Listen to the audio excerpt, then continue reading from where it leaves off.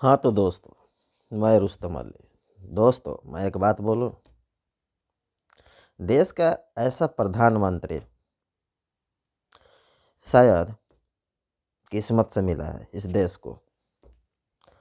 देश पर अमेरिका वाला टैरिफ पर टैरिफ लगा रहा है और हमारे देश के नरेंद्र मोदी जी, चाहे हमारे देश के प्रधानमंत्री जी, पर्व त्यौहार मनाने में लगे हुए हैं।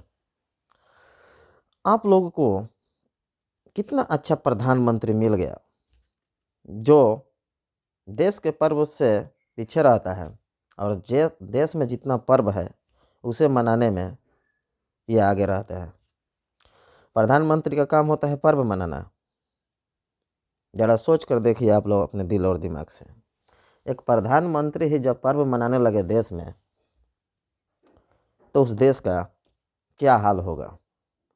यहाँ अमेरिका वाला आप लोग देख रहे हैं 500 टैरिफ भारत पे थोप रहा है और ये हैं पर्व त्यौहार के मनोरंजन में झूम रहे हैं हमारे देश के प्रधानमंत्री। धन्य है इस देश के लोग जो ऐसे प्रधानमंत्री को चुन करके इस देश में ले करके आए, ताकि इस देश के प्रधानमंत्री के साथ मिल करके हम लोग हर एक पर्व त्यौहार मनाएं। कैसा घटिया किस्म का सोच रखने वाले इस देश के लोग हैं और इस देश में रहने वाले हैं, क्या बतलाए। देश का ऐसा प्रधानमंत्री जो पर्व त्यौहार मनाने में ही अपना सारा टाइम व्यर्थ कर रहा है। हमें तो लगता है कि इन्हें देश से कोई मतलब ही नहीं है।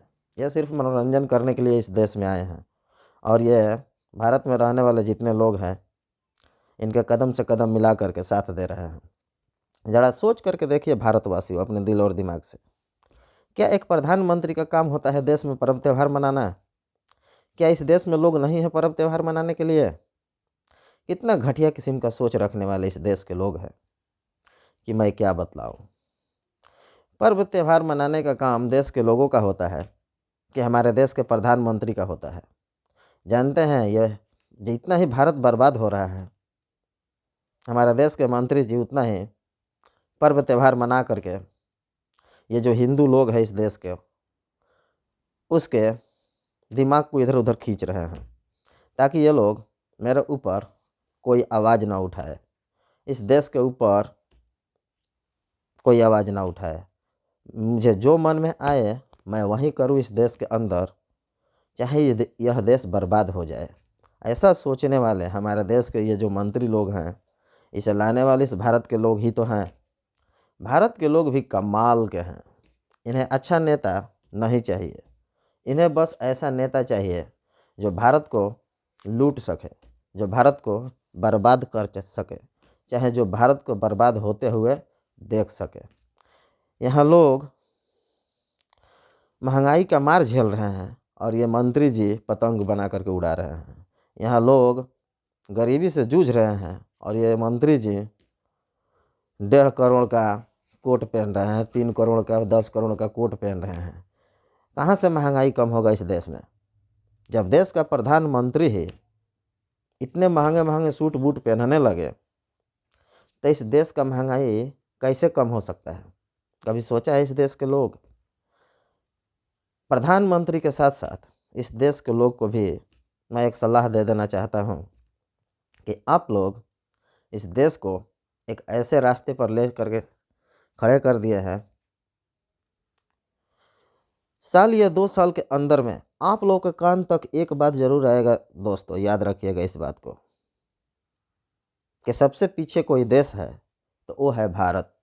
और एक टाइम ऐसा आएगा कि इस भारत देश को कोई पूछेगा भी नहीं। याद रखिएगा इस बात को।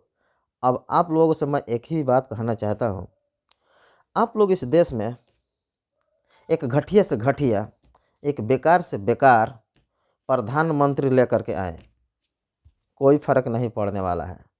चाहे यह देश को आप लोग बेच खाएं, कोई फ़र्क नहीं पड़ने वाला है। जानते हैं क्यों?